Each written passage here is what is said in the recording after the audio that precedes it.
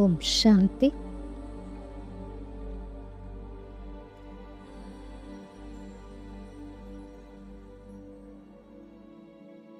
ಬನ್ನಿ ಪರಮಾತ್ಮ ಪ್ರೀತಿಯ ಅನುಭವ ಮಾಡೋಣ.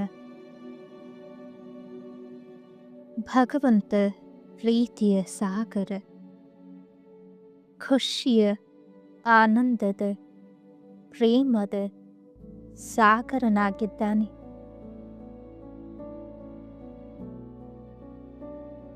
ಜನ್ಮ ಜನ್ಮಾಂತರಗಳಿಂದ ಹಲವಾರು ರೀತಿಯಲ್ಲಿ ನಾನು ಭಕ್ತಿಯನ್ನು ಮಾಡಿದ್ದೇನೆ.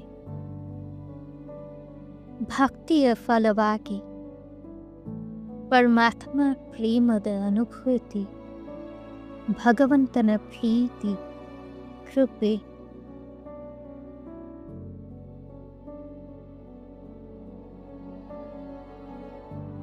ಆಶೀರ್ವಾದವನ್ನು ಅನುಭವ ಮಾಡುತ್ತಿದ್ದೇನೆ.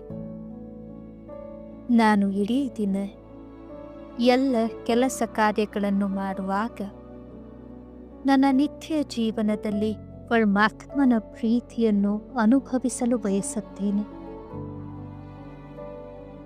ಬೆಳಿಗ್ಗೆ ಏಳುವಾಗ ಪರಮಾತ್ಮನ ಜ್ಞಾನದ ಬೆಳಕು, ಸುಖದ ಬೆಳಕು, ಕಿರಣಗಳ ರೂಪದಲ್ಲಿ ಹೇಗೆ ಸೂರ್ಯನ ಬೆಳಕಿನ ಕಿರಣಗಳು ಬೀಳುತ್ತವೆಯೋ ಅದೇ ರೀತಿ ಪರಮಾತ್ಮನ ಕಿರಣಗಳು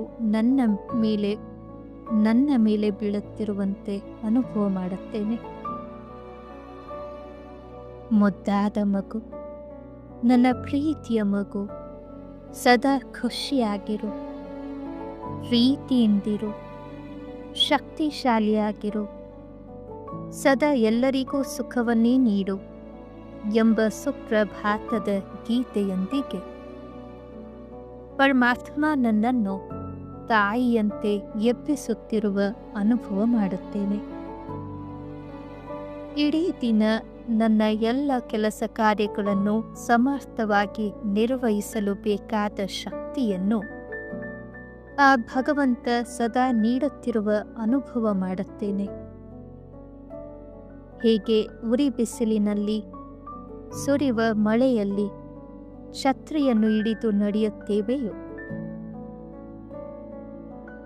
ಅದೇ ರೀತಿ ಪರಮಾತ್ಮ ಆಕಾಶದಲ್ಲಿನ ಸೂರ್ಯನಂತೆಯೇ ತನ್ನೆಲ್ಲ ಪ್ರೀತಿಯ ಕಿರಣಗಳನ್ನು, ಶಕ್ತಿಯ ಕಿರಣಗಳನ್ನು ನನ್ನ ಮೇಲೆ ಸುರಿಸುತ್ತಿದ್ದಾರೆ.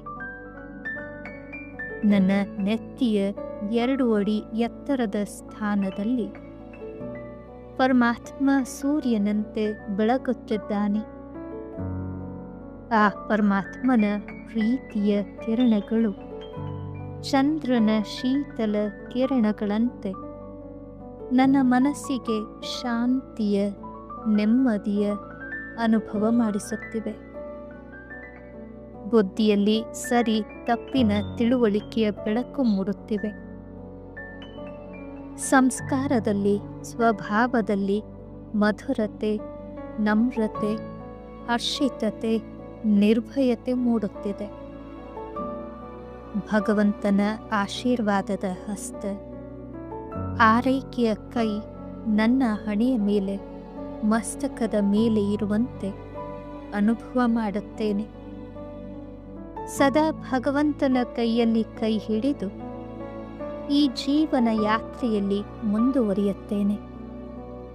ಪರಮಾತ್ಮನ ಪ್ರೀತಿ ಅತ್ಯಂತ ನಿರ್ಮಲವಾದದ್ದು.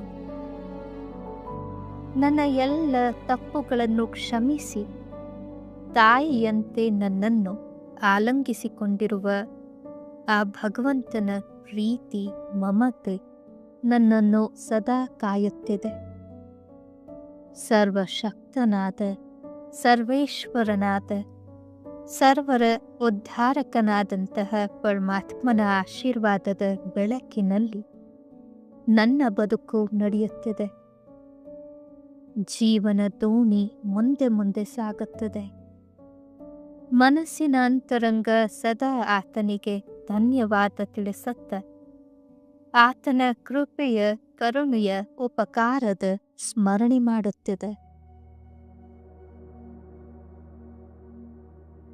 ಓಂ ಶಾಂತಿ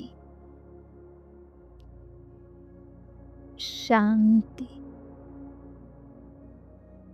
ಶಾಂತಿ.